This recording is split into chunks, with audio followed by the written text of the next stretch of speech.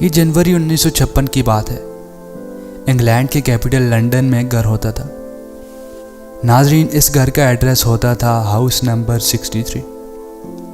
اس گھر میں ہچنگ فیملی رہا کرتی تھی، ایک عام سی فیملی جس میں وولی نام کا ایک آدمی تھا۔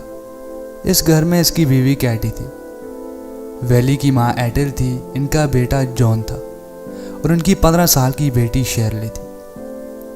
وولی ایک ٹرین ڈرائیور تھا۔ جیسا کہ میں نے پہلے کہا کہ یہ عام سی فیملی تھی، لیکن اس گھر میں کچھ ایسا ہونا شروع ہوا جس کی وجہ سے یہ فیملی آج بھی کافی مشہور ہے۔ ناظرین، جنوری 1956 میں 15 سالہ شیرلی کو اپنے تکیے کے نیچے سے ایک چابی ملی۔ عجیب بات یہ تھی کہ یہ چابی اس گھر کی نہیں تھی اور نہ ہی گھر کے کسی لاک میں فٹ ہوتی تھی۔ گھر والے اسی بات پر حیران تھے کہ اس رات کچھ ایسا ہوا جس نے ان کے ہوش اڑا دیے۔ ناظرین، 12 بجنے کے تھوڑی دیر بعد اس گھر میں آوازیں آنا شروع ہوئیں، ایسی آوازیں کہ کوئی آدمی گھر کے دروازوں کو زور زور سے کھٹکھٹا رہا ہو۔ یہ آوازیں اتنی شدید تھیں کہ اس گھر کا فرنیچر بھی اپنی جگہ سے ہلنا شروع ہو گیا۔ ان کے پڑوسی بھی ان کے گھر پہنچ گئے۔ اب یہ سب لوگ مل کر ڈھونڈنا شروع ہو گئے کہ یہ آوازیں کہاں سے آ رہی ہیں۔ دراصل یہ آوازیں اس گھر کے نیچے سے سنائی دے رہی تھیں۔ ناظرین، یہ تو ابھی شروعات تھی۔ ہر رات یہی آوازیں اس گھر سے آنا شروع ہو جاتی۔ کافی دن گزر گئے اور اس فیملی کا سونا بھی مشکل ہو گیا۔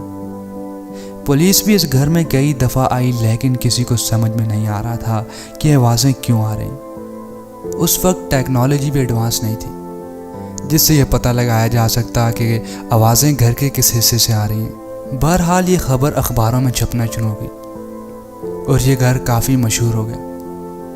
ناظرین، یہ فیملی گھر چھوڑ کے نہیں جا سکتی تھی کیونکہ کوئی بھی بندہ اس گھر کو خریدنے کے لیے تیار نہیں تھا، اور پھر جو ہونا شروع ہوا وہ ناقابل یقین تھا۔ اس فیملی کے مطابق ان کے گھر کی بیڈ کی چادریں ہوا میں اڑتی ہوئی نظر آتی تھیں، ان کے سلیپرز خود بخود چلتے ہوئے نظر آتے تھے، گھڑیاں دیواروں سے گر جاتی، کرسیاں یہاں وہاں ہلتی۔ یہ فیملی سمجھ چکی تھی کہ اب انہوں نے کوئی سٹیپ نہ لیا تو ان کو نقصان ہو سکتا ہے۔ ناظرین، ایک بات جو اس فیملی نے نوٹ کی تھی وہ یہ تھی کہ یہ سب چیزیں ان کی بیٹی شیرلی کے آس پاس ہی ہوتی ہیں، یعنی شیرلی گھر کے جس کونے میں بھی ہوتی ہے اسی جگہ یہ مسئلے شروع ہو جاتے تھے۔ ان لوگوں نے اپنے گھر ایگزورسسٹ کو بلا لیا۔ ایگزورسسٹ اس آدمی کو کہتے ہیں جو جنات اور ایسی قوتوں سے ڈیل کرتا ہے۔ اس آدمی نے ان کو بتایا کہ اس کے گھر میں ایک جن رہتا ہے جس کا نام ڈونل ہے، اور یہ جن ان کی بیٹی شیرلی کے پیچھے پڑا ہوا ہے۔ ناظرین، یہ خبر دیکھتے ہی دیکھتے کافی مشہور ہو گئی اور شیرلی کی کہانی اخباروں میں چھپنا شروع ہو گئی۔ اس لڑکی کے لیے گھر سے باہر نکلنا بھی مشکل ہو گیا۔ اسی دوران ان کی فیملی نے نوٹس کیا کہ شیرلی اپنے بیڈ پہ سوتے ہوئے زور زور سے موو کرتی رہتی ہے، جیسے کوئی اسے پکڑ کر ادھر ادھر پھینک رہا ہو۔ اس فیملی کو کچھ سمجھ نہیں آ رہا تھا۔ اب ہر روز فوٹوگرافر اور میڈیا کے لوگ اس گھر کے سامنے کھڑے رہتے تھے۔ یہ لوگ شیرلی کا انٹرویو لینا چاہتے تھے۔ اسی دوران انگلینڈ کے مشہور اخبار ڈیلی میل نے شیرلی کو اپنے آفس آنے کی دعوت دی۔ ان لوگوں نے شیرلی کا انٹرویو لیا جو انگلینڈ میں بہت مشہور ہو گیا۔ بی بی سی نے بھی اس پر ایک سٹوری پبلش کی، یہاں تک کہ انگلینڈ کے پارلیمنٹ میں بھی یہ واقعہ ڈسکس ہوا۔ یعنی آپ اندازہ لگا سکتے ہیں کہ یہ کہانی انگلینڈ میں ایک نیشنل ایشو بن گئی۔ ناظرین، اسی دوران ایک آدمی ہیرل اس کیس کو انویسٹیگیٹ کرنے اس فیملی کے گھر پہنچ گیا۔ ہیرل نے دن رات لگا کر اس گھر میں سنائی دینے والی آوازوں کو ریکارڈ کرنا شروع کر دیا۔ یہ آدمی اکثر انہی کے گھر میں سو جاتا تھا اور اس فیملی کا دوست بن گیا تھا، یہاں تک کہ اس نے اس گھر میں ہونے والے واقعات پر ایک کتاب تک لکھ لی، لیکن یہ کتاب پبلش نہیں ہوئی تھی۔ ناظرین، دوسری طرف اس گھر کے حالات اچھے نہیں تھے۔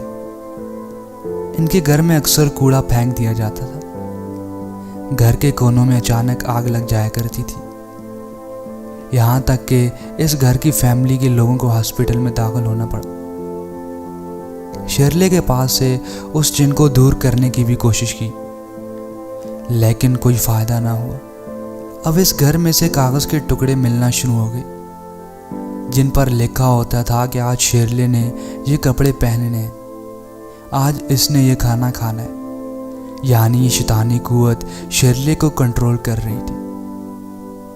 12 سال تک اس فیملی کو یہ کاغذ کے ٹکڑے ملتے رہے جن پر اوور آل ہزاروں میسیجز موجود تھے۔ بہرحال اس فیملی نے مجبوراً یہ گھر چھوڑ ہی دیا۔ کہتے ہیں کہ شیرلے کی بعد میں شادی ہو گئی تھی، لیکن یہ لڑکی کہاں گئی کوئی نہیں جانتا۔